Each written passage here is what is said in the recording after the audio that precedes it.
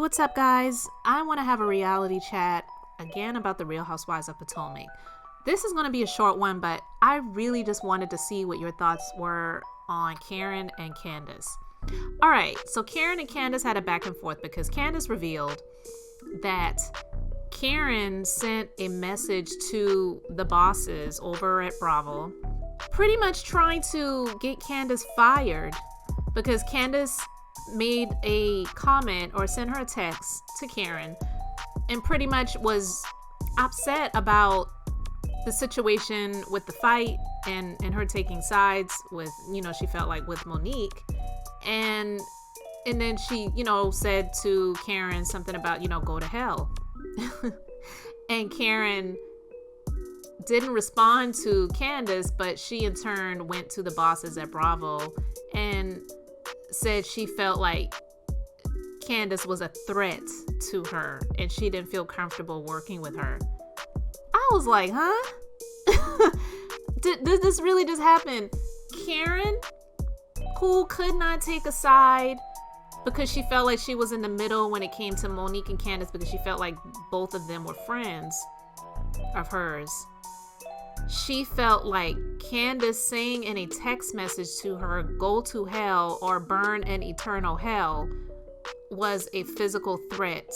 Like, what was Candiace going to do? Like, pick her up, dig a hole in the middle of the earth and dunk her ass into the middle of the earth for her to burn in hell? Like, did you really think that she could do that? But Candiace was not justified in pressing charges against Monique, who was slamming her head into the table by grabbing her wig or her weave or whatever and slapping her hands, in the back of her head repeatedly, and also threatening to go after her when she felt like she was going to be fired, so she was going to go and finish her off. That was okay. I was really shocked by that. I really could not stand with Karen on this because I've said before, I understood Karen. I felt for her when it came to being in the middle of two people that you feel are friends and that they are going at each other and you don't feel like there's anything you can say or do to bring these people back together. So you're just trying to stay neutral, but still trying to be friends to both of the people as much as you possibly can without them, going to blows with either you or each other again. I get that part. But for Karen, of all people, to try to get Candiace fired because she said she felt like Candiace was a threat for sending her a text message that said, go to hell. I was so shocked by that. I really felt like that was very hypocritical. And in some way, it was almost a way of trying to eliminate from Karen's presence the uncomfortableness of having to be in the middle, and she would just much rather be on the side of Monique and just say, you know what, well, screw Candiace, I'm done with her.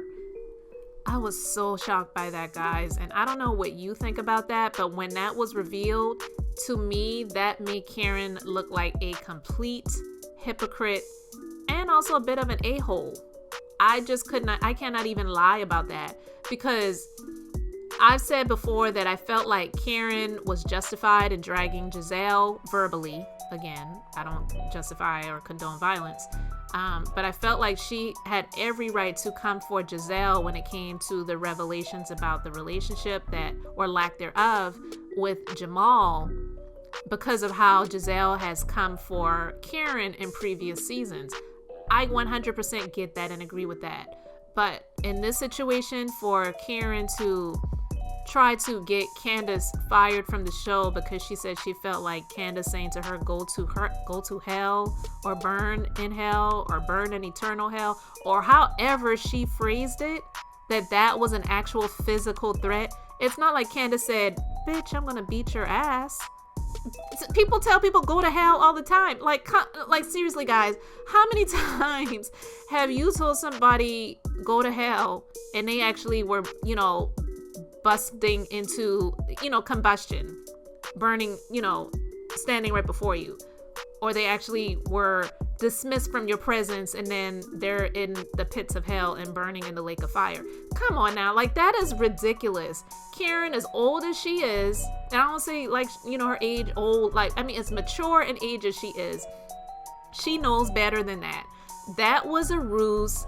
That was her trying to justify, trying to get out of the middle and trying to eliminate one of the people. And she felt like Candiace should go because at that point she was choosing sides. Because when they were at this lunch, or I don't remember exactly where it was, when people were asking her, has her opinion of anybody changed since the situation happened? And Karen said, yes, actually my opinion has changed about, a few people. And Candiace said she felt like Karen was making that about her.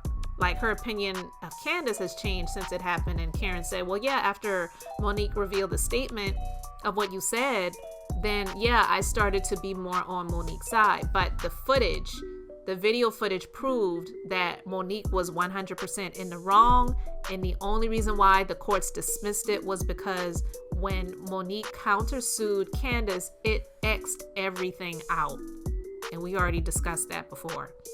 So for Karen to try to come for Candiace's job when Candiace was not physical with anybody, especially not with Karen, and all she did was say a text and it was not a verbal threat. It wasn't like she said, I'm going to come there and beat your ass because I can't stand you. I can't believe you said that. I'm going to whoop your ass or anything like that.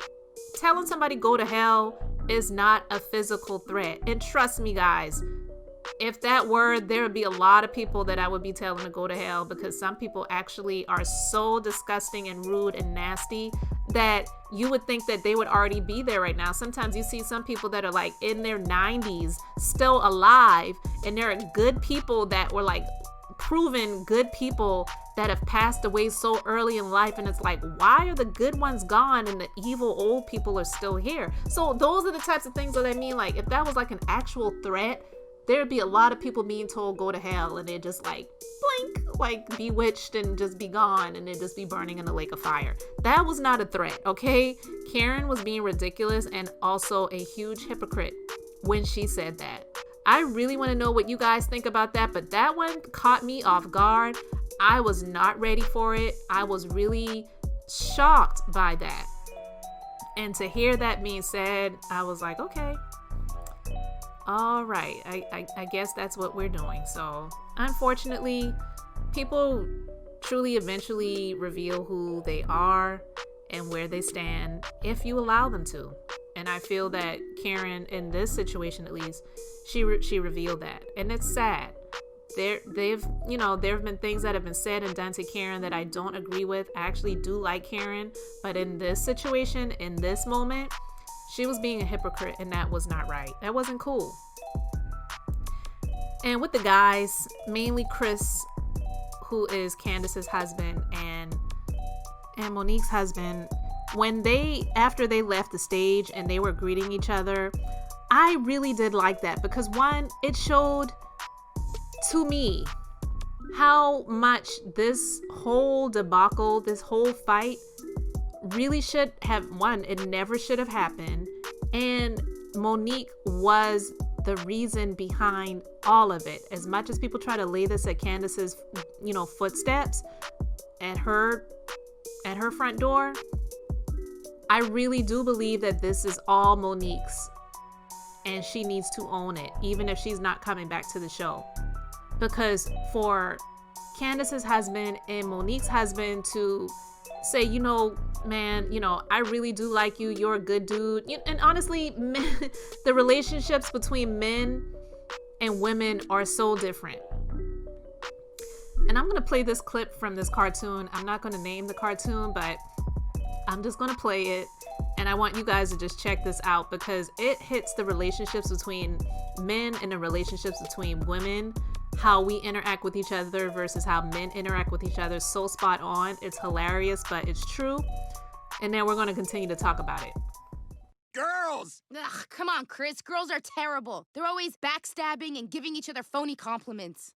Oh, wow, you are definitely not afraid of dessert. I wish I were secure enough to throw on any old thing and call it an outfit. Come on, you have so much body confidence. I mean, who wouldn't with those strong legs? So muscular. I'm jealous of how thick with strength they are.